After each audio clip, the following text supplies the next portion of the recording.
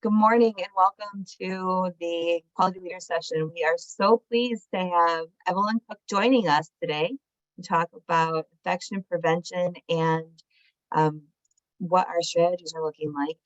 It's a great opportunity, as we know, coming into this time of year. We have flu season just around the corner, and we can anticipate that COVID cases will be on the rise. So a very timely and important meeting today.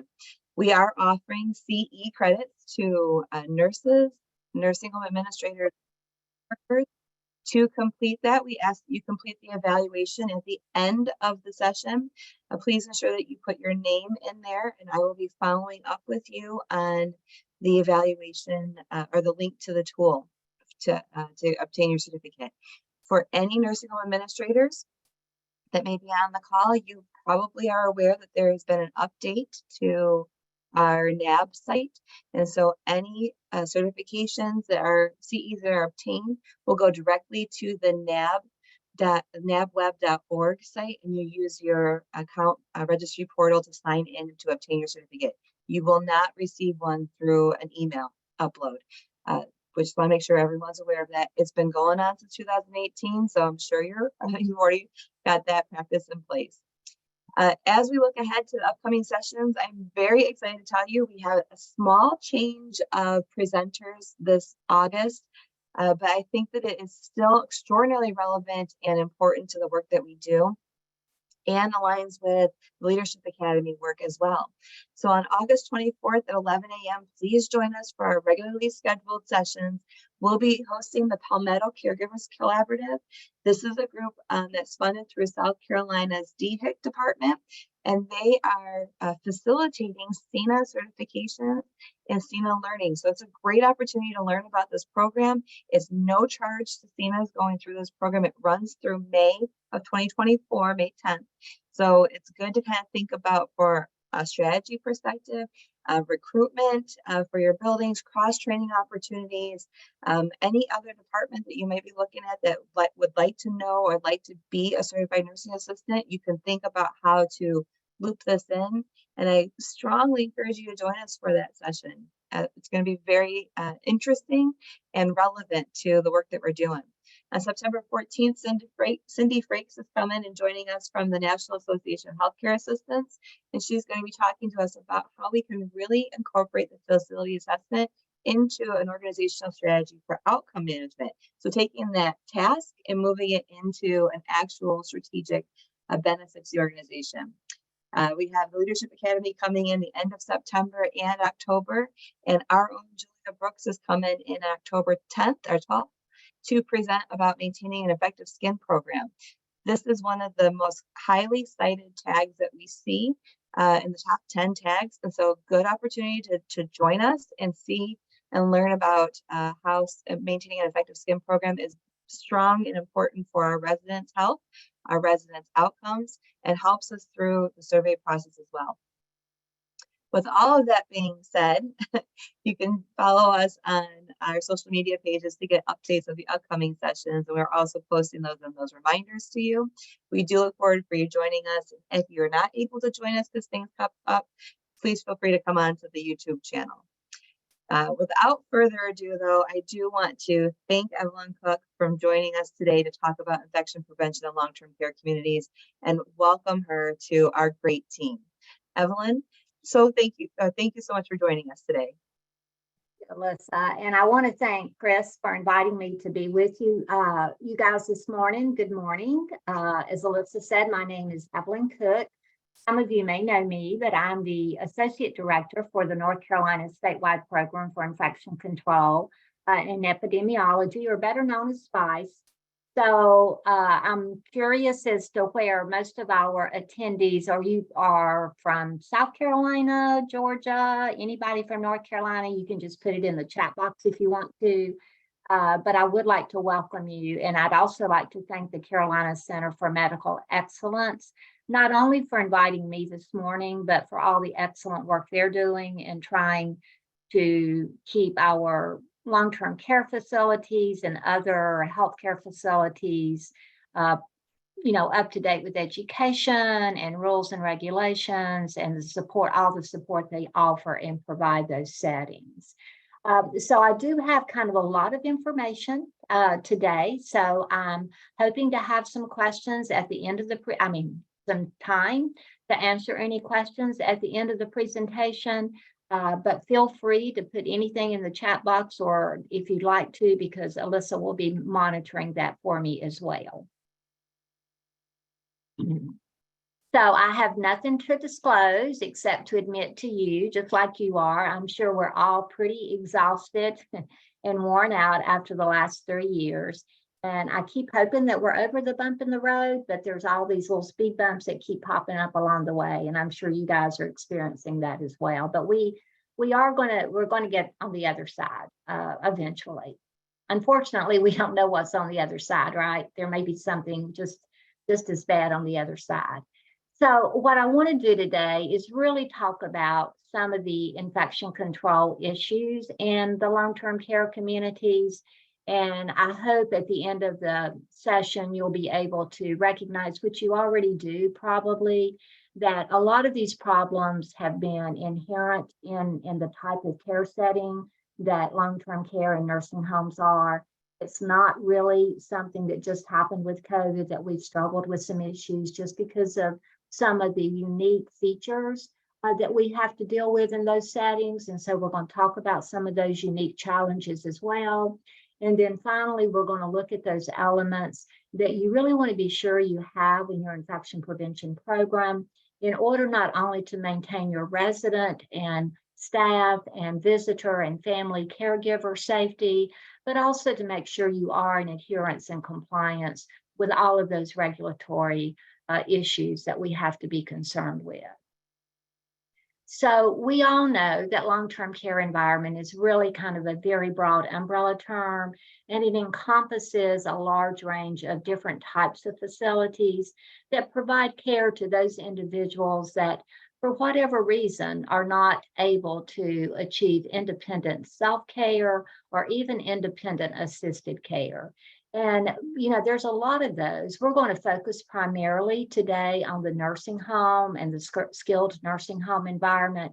But we also know that assisted living and family group homes and behavioral health settings, they all share some of those same struggles that we have in our nursing home communities. And the other thing that makes, our communities a little different is that we have to address, the whole resident all the time, right?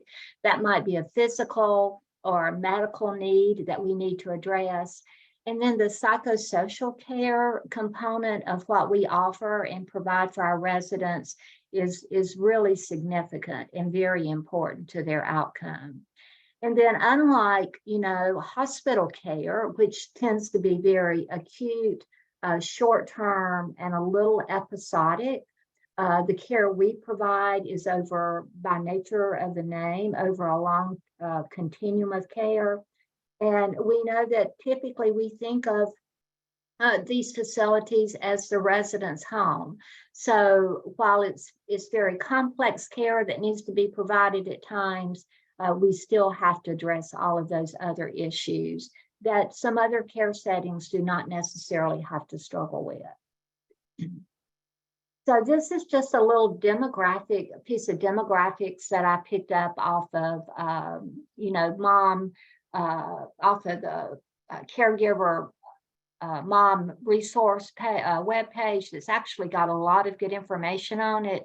And they looked at just over 15,000 nursing homes, and they looked at the age, and what they found was that about 85% of the residents, and this was a survey that they did in 2018, so it's a few years old now, but they found that about 85% of the residents were 65 years of age or older. And I think, and you can put in the chat box if you're seeing this in your facility, but I think that we're going to be seeing, or have already started to see, a little bit of shift in those demographics. And you may be providing care for individuals that are a little bit younger than that now, maybe in their early 60s, their 50s, and maybe some even in the 40s, depending on the type of care facility you're in. But they also looked at the number of nursing homes in that study. which turned out to be about 1.7 million, along with the number of residents, which was about 1.3 million in 2018. So the next couple of slides just have some information to address that whole issue of whether this was a, kind of an old problem with a new spotlight, or if these are things that really just occurred as a result of the pandemic. And I wanted to orient you to two government agencies that I'm going to be referencing in this information. And the first one, and you may be more familiar with the Office of Inspector General and that title, but they are charged with independently conducting audits, evaluations, and other reviews of the General Accountability Office programs and operations. And they make recommendations to promote efficiency, effectiveness, and economy in those governmental programs. So the Congress put out a request to the OIG, and they did that under the 2006 Tax Relief and Healthcare Act. And they requested the OIG to do an assessment to determine the incidence and the cost of what they initially called never events. But then after speaking with some of their stakeholders, they broadened that term to include those all-cause harms. So not only did they want to look at the never events, but also any events that caused harm. And so they conducted a study that went from 2008 to 2012. And in 2010, they published their first report. And this actually addressed adverse events and what happened in hospitals. And they published an updated version of that in 2022 related to hospitals. And this link I have on your slide here will take you to all that information, and it's actually very interesting. So again, their initial focus in their initial study was on hospitals. And this was the definition they went by in all the medical records. These were all Medicare beneficiaries, and they pulled their medical records from that time frame, 2008 to 2012. This was the definition they used. They said that an adverse event was any harm that resulted from medical care, but they also included in that the failure to provide needed care. So it just wasn't a bad event that happened as a result of medical that was delivered, but if we failed to provide that needed care, that was deemed as an adverse event as well. And then as we do everything, we have to rank these adverse events, right? And they ranked them from F, G, H, and I. And if it was determined to be an F level, then that was harm that occurred that prolonged the care or required an elevation in the level of care. So an example of that might be if something happened to one of your residents, and let's say you're primarily rehab, you may have had to transfer that resident to a skilled nursing facility. And if you're a skilled facility, that resident may have needed to be transferred to an acute care hospital. So if it's G level, the harm occurred that contributed to or resulted in a permanent harm. And if another example of that might be if we give a resident an overdose of some sort of medication that's nephrotoxic, and they have to be placed on dialysis. So that would be something that we would really consider to be permanent harm. And then H is harm occurred that really required an intervention to sustain the resident's life. So that you can see each tier is elevating in severity. And then the I level is harm that occurred that may have contributed to or even resulted in the death of that resident. So remember, I said in 2010, they published their first one that was geared at hospitals. Well, in 2014, they published their findings from nursing homes, and they found that 33% of Medicare beneficiaries experienced an adverse event during their stay in the facility. This was a review of records that they conducted in 2011. So just remember, this is way before the pandemic happened. You can also see on the slide, they did the same thing for rehab hospitals in 2016 and long-term acute care hospitals, or LTACs, in 2018. And as is no surprise to any of us, in the LTAC setting, those patients are extremely compromised and have already been exposed to a lot of medical care. But what they found in that setting was just under 50% of those Medicare beneficiaries experienced an adverse event during their stay, which is extremely, very, very significant. So this was a little bit more detail about their findings in 2011. They found that an estimated 22% of those beneficiaries experienced adverse events during their stay that were of the nature that we just went over. Either they necessitated a transfer to a higher level of care, they caused permanent harm, or they may have resulted in an intervention that was life-sustaining or even resulted in death. But then they also found another 11% that experienced temporary harm. So that's where the whole 33% came from, but 22% fell within that range that we went over just a few minutes ago. I think one of the most takeaway points related to this information is that when the physicians reviewed those events, they determined that over half of those adverse events and temporary harm events were clearly or likely preventable. And I think that this is pretty wrenching to all of us who provide care in these settings. And you may be thinking that a lot of these residents had been there for extended periods of time, and that's why they had these adverse events, when reality, the records they looked at and reviewed, the residents had an average stay of 35 days prior to having their adverse event.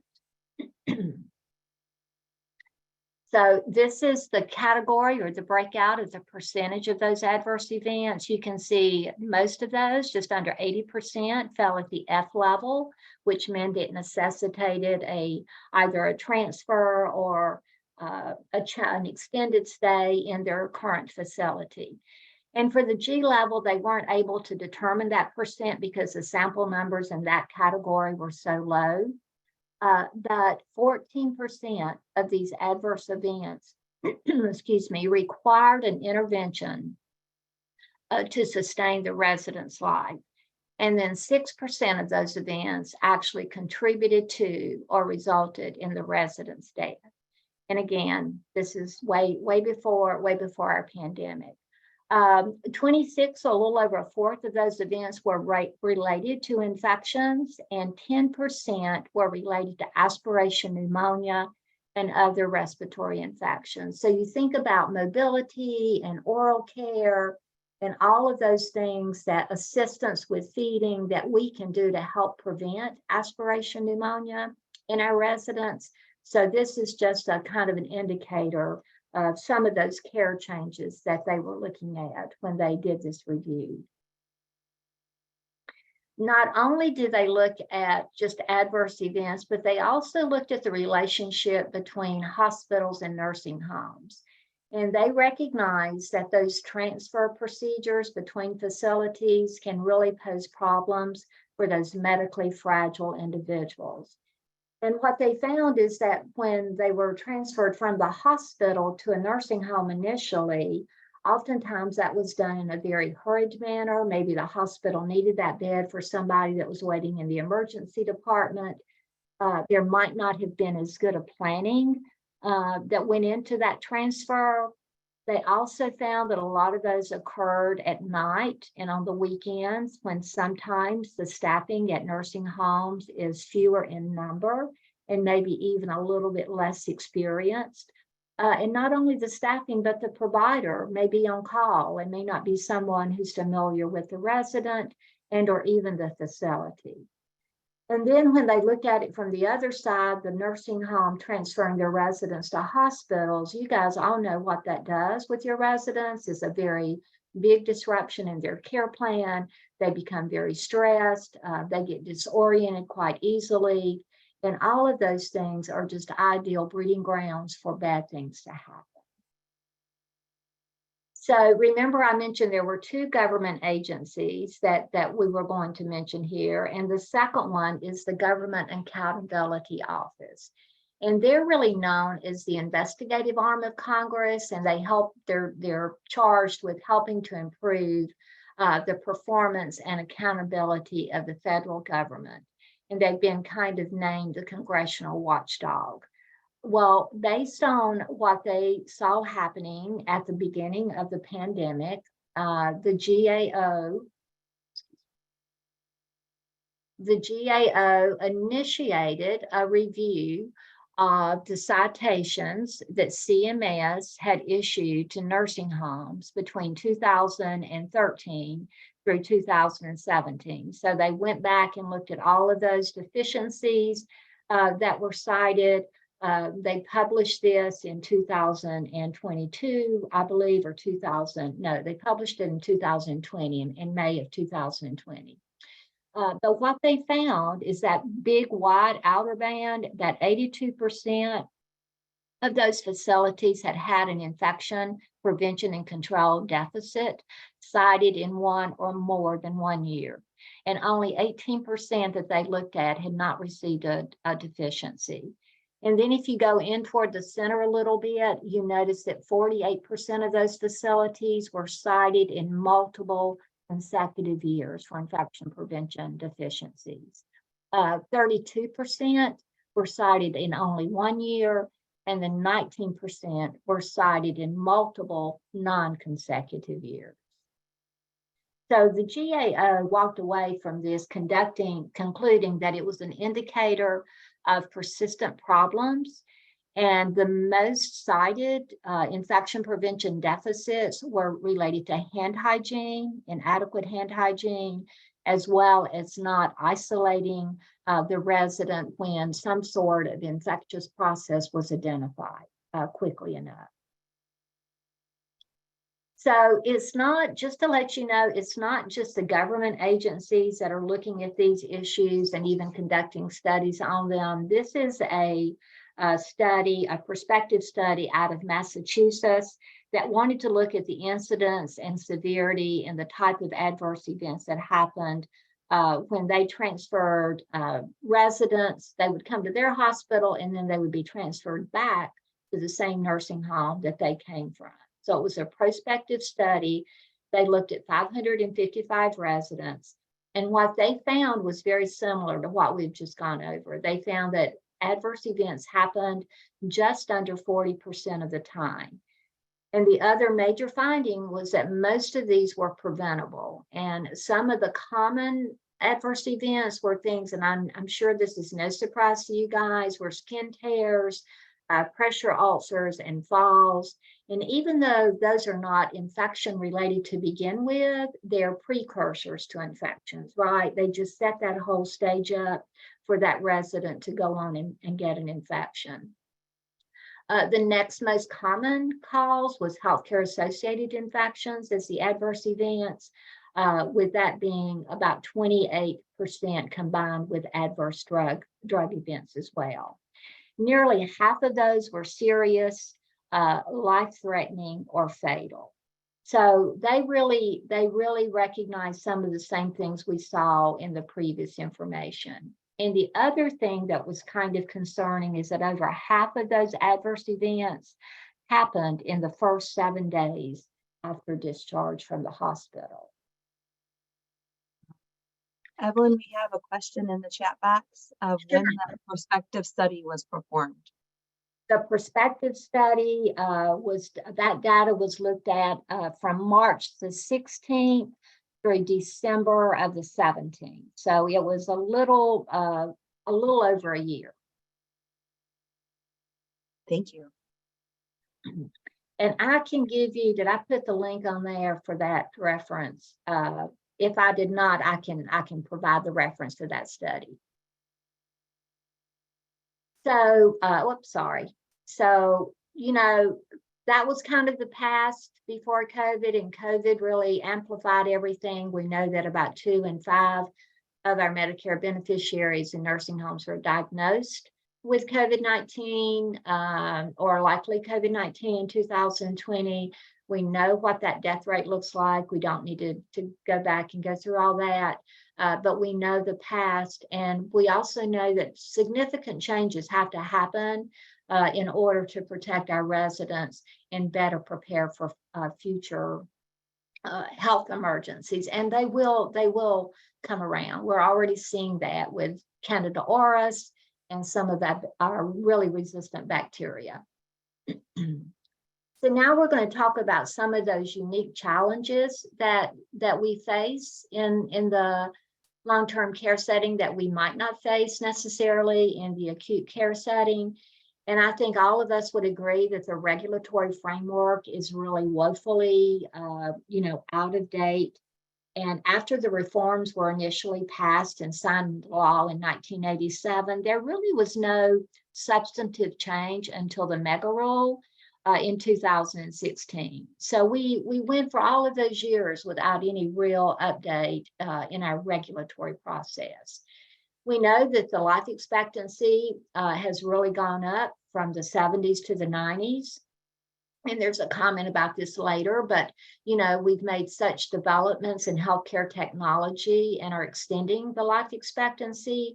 But some of these individuals are then extremely frail and very susceptible to infections and other adverse events. We used to think of nursing homes as mostly providing custodial care. We now know that that is not true. You provide very complex, sophisticated medical care, even chemotherapy at times. Your residents have multiple comorbid conditions. And I think the really striking thing for me, and I think makes it very challenging, is that 70% of them have some sort of cognitive deficit, with almost half having dementia. So that makes, I got a question yesterday about suggestions on how to isolate a positive COVID resident on a memory care unit. So those are challenges, and those are issues that you guys have had to face and continue to have to face. We know that your buildings are older. Sometimes they were never even designed to be a nursing home. They may have been designed to be a hotel that's now been turned into a nursing home. The rooms are smaller, the ventilation systems are outdated. That became abundantly apparent during COVID. So we've got a lot of work to do on those types of issues. And then unfortunately, we also know that the nursing home inspection process continues to be very punitive in nature. And this is a comment, I'm not going to read it, but this is from an article that Dr. Laxton, who in 2020 was the executive director of AMDA, and he just noted that nursing homes still operate on the antiquated assumption that was made decades ago. So people still think about them decades ago, but we've changed significantly. That's not who we are now. And he also brought up the point in this article that there is going to be there already is, and going to be a notable rise in young patients, bringing another set of unique challenges. Your staff are probably very knowledgeable how to care for a geriatric person, but you bring an 18 or 20-year-old in long-term care because they've got brain injury from a trauma or a car accident or substance abuse. And that's a very different kind of population to care for. So it is going to be a big change.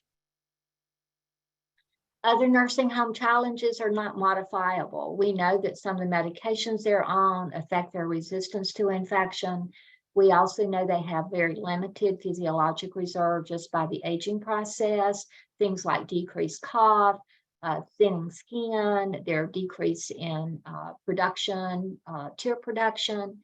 And then the next slide is going to prove the point about the coexisting chronic diseases that are all very, greatly increase their risk of acquiring an infection or another medical problem. And then I mentioned already the frequency of therapeutic toxicity. They're on so many medications. And sometimes the one that we give them for something then causes a whole different set of problems. And the kidney and the liver sometimes will suffer from all of those medications. But this is from CDC's vital statistic page, and it just proves the point that these are the top diagnoses among your nursing home residents. So they don't, and you're probably sitting there, Evelyn, they have all of these, right? And that's true. Most of your residents have everything you see on the slide here. But almost 75% have hypertension. And as we saw earlier, 50% with dementia or Alzheimer's. So all of these things are just stepping stones. And when something bad happens, it just really kind of goes downhill pretty quickly. So some challenges that I think are modifiable, I'm a huge proponent for a dedicated full-time person for infection prevention in your facilities. Without that, it's not that it's going to take them a full-time job to count infections, but we need to have staff education, and we need to be monitoring and auditing to make sure they understand and can put that education into practice, and monitoring and updating their competencies. We've already talked about your space. Most of you still have a lot of semi-private rooms. A private room is an infection preventionist and a nurse's best friend if they have their own space in that private room. The ventilation systems often are inadequate to begin with and are so expensive, it's hard to do a complete redo. And then we know your residents share space and air and food in a very crowded institutional setting sometimes. And then you have visitors. You don't have kind of a downtime when it's just you and the residents. You have visitors and caregivers and all these other people that are very important to your resident and their well-being. So then what about emerging infection pathogens? Well, you've never really been asked to do that before until COVID-19. That's why you didn't have any N95s.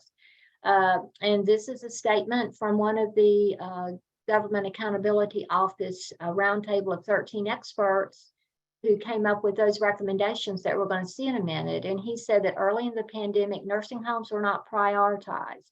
And I can tell you that firsthand because I was part of those early conversations. And even when we brought up nursing homes, we were told, no, they'll never have to deal with this. We're going to focus on the hospitals. And that's what we did. But that did come later in the pandemic, but that old saying, a day late and a dollar short, is not even sufficient for what we saw happen. So other challenges are your IP is only required to work part-time in your facility. You can see some data from APIC, which is the Association for Professionals in Infection Control, from a mega survey they sent out. They identified everything that we know. You don't have additional resources oftentimes like data management and electronic medical records. You fill several positions, less likely to be certified, less likely to belong to the National Association because it does cost money. But membership in that association opens up a lot of opportunities for education and networking. And then in 2018, there were only 3% certified, but before then, we didn't even have a certification test that really was designed for the nursing home infection prevention. So this is, CMS back in 2001, they recognized that staffing was an issue, and they made a recommendation then for daily minimum standard hours. But despite that report, no minimum number of direct care nurse and nursing assistant hours per resident day were required by the federal government.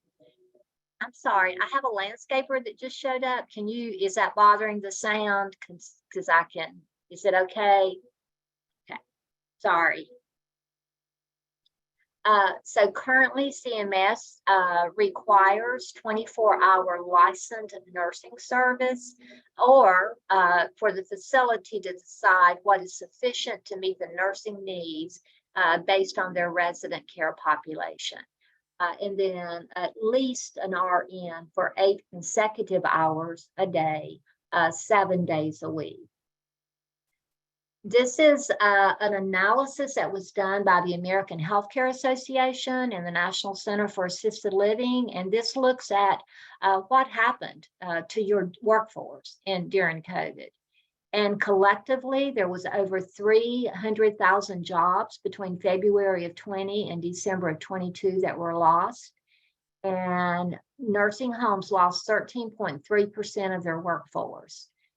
It's at a 13-year low for your employment, and the levels are levels that we've not seen since the mid-90s. And then at the current pace, nursing homes will not return to their pre-pandemic levels until 2027. So we all know that in April of 23, prior to that, in October of 22, President Biden announced his plans to enforce minimum staffing requirements. But in the SNF PPES 2024 skilled nursing doc proposed rule, it did outline key changes to payment rates, but it did not include a minimum staffing policy for nursing facilities. And I know every one of us in this group understand and would agree that we need more staff, and we do need staffing requirements, but we also need the money to pay those people, and we also need a pool of people to find to actually bring them on board and to work with us. This is a little something Kaiser did that you might want to look at on this web link, and they actually looked at facilities who said, you know, that they could accommodate, if that recommendation was 4 hours per resident day of direct clinical care, that they either did or did not have enough staff to meet that. And you can see that up until about 3 hours of care, most nursing homes can do that. But when we go higher than that, when we go up to 4, about 71% could, 71% could not, only 29% could. And then if we went up higher than that, it was almost across the board that nobody could really accommodate having that sort of staffing unless they brought more people on board. And I did just want to show you this real quickly. This is a comparison of recommendations from the GAO, from the National Academy of Science, which used to be the Institute of Medicine, and also from CMS. And you've got the slides and you can look at that in detail. But I did just want to highlight one point on here. One of the actions that was strongly recommended to be enhanced was strengthen the use of non-monetary enforcement policies. And CMS did not recommend that, and the GAO recommendation was not to do that previously, but the National Academy of Science has always recommended that. And again, this is just the results of that Government Accountability Office report that we've been talking about. They identified, most of you have probably seen this, they've identified actions that should continue, those that should be enhanced. And then the only one that they recommended to be discontinued was extended use of any sort of limitations on your visitation and group activities, because we unfortunately know that that was a very much unintended consequence of some of our actions during COVID, that we did a lot of damage with that. So now we're going to talk about some of the elements or the components that we need to make sure you have in your infection prevention program.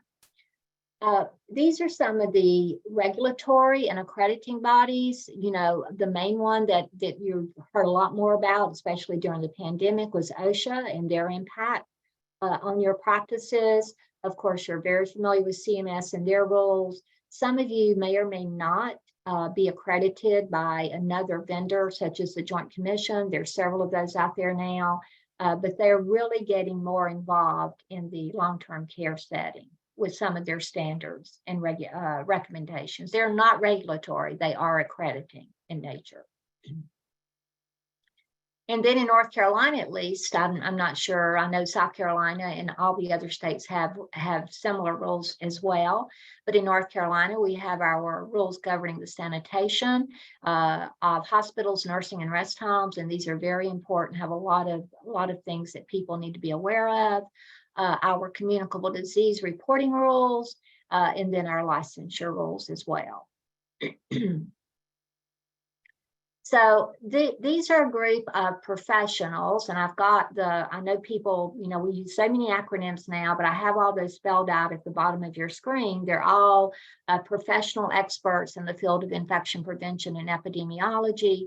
And when you look at any of these recommendations, they're all going to be categorized based on the existing scientific evidence, the theoretical rationale, how they can be applied, and then how they relate to our national and state regulations. And so that's really the purpose of this slide, to show you that they are consistent in how they are making those categorizations for those recommendations. So if it's a 1A, is strongly recommended. There's a lot of published peer review materials out there to support that. It's evidence-based. If it's 1B, is strongly recommended, but maybe not have that level of support. The important one is 1C, because whenever you see a recommendation from infection prevention that has a 1C, that's required by law and or regulation. And it's not an option, it's not a shall. I mean, it's not a should, but it's a shall. So you shall do that. And then category 2 is recommended for implementation just because it makes sense, right? Sometimes it just makes sense to do it, and that's what we do. And then there are some issues that we're unresolved on. We don't know for sure exactly what the resolution is, and so there's no recommendation because it's unresolved issue. So these are some 1Cs that you've seen a lot. You have to have a program in your facility that's facility-wide. It's active, it's effective, and it's designed to reduce the risk of development and spread of infectious disease. We're all familiar with tag 483.80 in the infection control facility. You must establish and maintain that program to prevent the development and transmission of communicable disease and infection. And the things you see in red are language that's new, not actually new since 2016, and then some of it obviously newer from the document last year, and then the additions that were made in February of 23. So I'm not going to go through each one of these, but you do have to have a system in place that covers not only your residents, excuse me, but your staff, your visitors, your caregivers, your contractors, your volunteers, even your students that come in under medical programs. So you really have to look at everyone who's coming through your facility. And one of the things that's really big now is trying to identify at your entry door if they're going to pose a risk, an infectious risk to your residents and your staff member. So they do give an example of what screening might look like when these individuals come into your facility. And then you must base your program on your individual facility assessment. And clearly it must follow all accepted national standards. So these are the policies that you have to have, and there's really, there is some new language in there now. We've always had to do surveillance, reporting, and implement standard and transmission-based precautions. They've added some detail in that about how you define what that is and how you explain the application and how it's going to be utilized. They still include in there that the emphasis on isolation should be the least restrictive possible. You need to be sure that your staff are aware of these policies, educated on those, and the annual review. So your infection prevention and control plan must be reviewed at least annually, and most likely will need to be updated based on your risk assessment because things do change quite often. So these are other policies that you have: a hand hygiene policy that states you're going to use alcohol-based hand rubs preferentially, how you're going to select and use PPE. They've added things like addressing use of face masks for residents with new respiratory symptoms. How are you going to make those room assignments, especially when you have to have someone on transmission-based precautions, but you no longer have any private rooms available? And how you're going to limit the movement if they're on some sort of precautions. So respiratory hygiene and cough etiquette has become much more the buzzword, especially since COVID. That was in part of standard precautions way before COVID, but we've really recognized the importance of it in making sure that we're complying with it. Those signs are still required that you post on visitor restrictions when they have any of those respiratory symptoms, signs and symptoms, and they must be posted at your entryway and in very strategic locations. One of the things that they added in their policies was they had much more of an emphasis on environmental cleaning and disinfection. And even noting that you should have some sort of objective measure for how you're going to evaluate the cleanliness, whether that's going to be direct observation or one of these other indicators that you see on your slide here. So you need to have a policy on when you're going to change your privacy curtains. And it needs to be reasonable. It can't just be every 1 or 2 years, but it needs to be something that's really going to kind of make sense on the kind of care you're providing.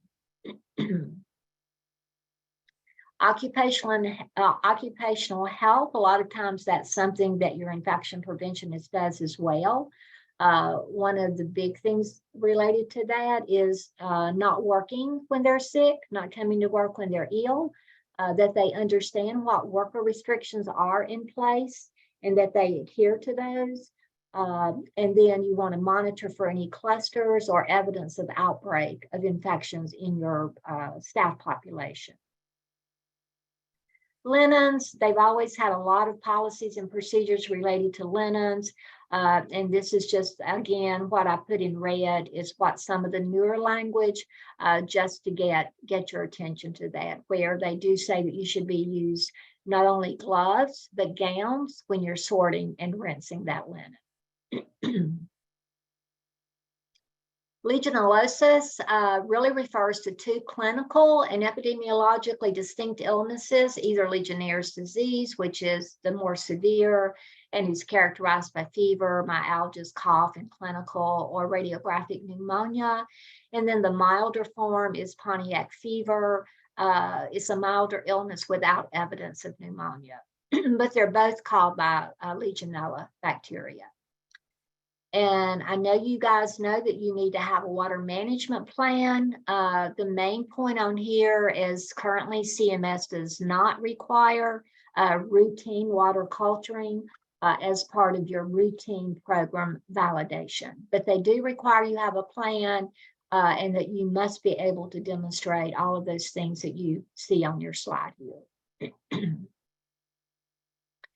So then an antibiotic stewardship program that includes protocols and a system to monitor use and a system for recording incidents identified and the corrective actions taken. We'll see this in the IP slide, but your infection preventionist really is the person in nursing homes that is charged with making sure your antibiotic stewardship program is in place. And that it is meeting all of the required elements. You don't have to do it, but you have to have oversight and make sure that it is happening. And this goes into what your antibiotic stewardship program should look like. You need to look at the response to your antibiotics. You need to provide feedback to your practitioners and prescribers. And then you need to require antibiotic orders to include the indication, the dose, and the duration. And this is some new language in the operations manual. So what about the infection preventionist? Well, these are all things that you're charged with doing. We know you have to collect and analyze data. evaluate products. A big one on here is managing outbreaks. Again, you have to manage antimicrobials, and you have to do this in a cost-efficient manner. So, he looks like he's juggling a lot, and he really is. It's not easy. It's a very, and that's why we need more dedicated time to fulfill these obligations. These are the next few slides, just update the information and the language that CMS has related to the infection preventionist. Excuse me. But you do have to have one or more individuals. They do have to monitor your program and your antibiotic stewardship program. And you need to ensure that your facility staff are trained on your program and in infection prevention. This is the background. You can be a nurse, a medical technology, a microbiology, epidemiology, any other field that's related to healthcare. And some examples are physicians, pharmacists, and physician assistants. So those, they're very distinct criteria for who that infection preventionist should be. In addition to that, there's very distinct criteria for how they're qualified by education, training, experience, or certification. And you see the little tag up in the top of your screen. We do now have a certification specific for our preventionist in the nursing home setting. But they really do want you to be able to demonstrate that you've had specialized training and that you are aware of all the national guidelines. This is just an example you can go back and check out. It is a study guide that I was part of a team that developed this that helped our nursing home infection preventionists prepare for certification. It's an excellent tool, and a lot of it's online, or you can just get the hardback reading materials as well. And these are the requirements for time, at least part-time, and that's the time should be determined by your facility assessment. The IP should determine if, based on that assessment, if the IP should be dedicated solely to the function of infection prevention. They should be given the time necessary to fulfill all of those obligations. And the bottom one is really important. They must physically work on site in the facility. So you can have consultants, but they cannot be that designated person as your infection preventer. This is the training. This is the elements that are included in the training that you must have to meet the requirement for specialized IPC training. There are several programs. SPICE has one, APIC has one. CMS and CDC developed a program that's online a number of years ago. So there's a lot of training programs out there that have all of these elements in them. And then we've already talked about all of the other roles, but in addition, you've got to be part of your QAPI team. You've got to be a member of that team and report your information on a periodic and regular basis. Your facility-wide assessment really needs to be based on your population, what it looks like, what services you offer. It needs to be done at least annually, or if there's any changes in your operations or the services you offer and provide. And then for your residents, in that assessment, it really needs to look like, include the things that we've talked about. How many of your residents have cognitive disabilities? How many have a diagnosis of dementia? What other pertinent facts are present within that population? And are your staff competent to provide care to that population? And then your infection prevention risk assessment really needs to be tied in to your facility-wide, and you need to be sure on this slide that you include not just your internal risk, but your external as well. And again, I think COVID really identified that point. But COVID aside, look at your rate of TB in your community. So those are other things that you need to include when you're writing that facility-wide assessment. TB screening, we in North Carolina have our North Carolina TB control manual that may differ a little bit from other states, but you do have to screen your residents and staff at time of hire and time of admission. And that's based on CDC recommendations as well as your state guidelines. And I'm happy to answer any questions about TB. I know I'm pressing up on not having enough time here. So other issues you need to include are your resident care and your resident health. These are older. I'm sure all of you are familiar with these things that you have to have in place for your infection prevention program. And then influenza and pneumococcal immunizations, you have to provide education. You have to offer them. We know there's an updated pneumococcal vaccine. That's probably one of the most complicated administration timelines that any vaccine's ever had, not the newer one, but the ones prior to that.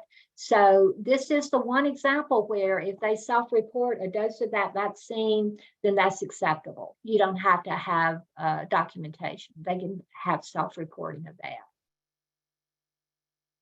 These are the key elements that you need to make sure you have in your employee health program. Immunization programs are essential. I cannot stress that enough. And then you have to have your policies and adhere to state and regulatory requirements. Education and training is key in everything we do. And not only should we educate our staff, but we need to ensure that that education works and that they're competent. One of the best ways to do that is return demonstration based on the competency skill. If that can be done, that's one of the best ways to establish their competency. And these are all the topics that you should educate them about. Not only do we need to educate our staff, but we need to educate our residents and their care providers about what they can do to help prevent infections from spreading, whether that's hand hygiene or covering their cough or whatever that might be, but we need to make sure that we include that as well. And then in conclusion, you should have one person with the responsibility of directing infection prevention and control activities. They should have a written job description. They require the support of the administration. Without that, it's not going to work. They should have enough time, and they should have the written authority to do what their job description gives them the responsibility to do. Whew. So I know we're out of time, and I so apologize. But if we've got time, I'm happy to take any other questions if they're in the box. So, thank you so much, Evelyn. If anybody has any questions, please feel free to chat them in or unmute and we'll throw them out there. While we're waiting for that, I do want to let you know, in order to get CEs, for those of you who, like me, need them, you will need to complete your evaluation and the short summary that comes after the fact to make sure that we've got that, and those will be sent as you need them. So thank you very much. We're getting a lot of this. Was really wonderful. Thank you so much, Evelyn. Somebody says they are curious as to what answer did you give on how to isolate residents in those memory care units. That's a great question. Just real quickly, CDC actually does have some, kind of a line listing of some recommendations for memory care units. But basically, what I say, if it's a secured unit, that helps somewhat because it keeps them from kind of roaming to other parts of your facility. But even with that, really all you can do is just have the staff help them, remind them about hand hygiene, remind them about use of a mask if they can tolerate wearing one, make sure their attire when they come out of their rooms, if they're going to wonder, is this clean as it can be? And then just, really that's all you can do. And just because it's terrible. It's terrible for the staff and it's worse for the resident. And then obviously enhanced environmental cleaning, just, wipe down those commonly touched surfaces a lot more often than you might do usually. Yes, thank you so very much. And we will be sharing the slides and the recording after the fact. So you will get those. And are there any other questions? Chris, I do want to very quickly thank you again. I've enjoyed speaking with you guys. I hope you found the information useful. I don't know if you can tell, but I'm very passionate about this topic.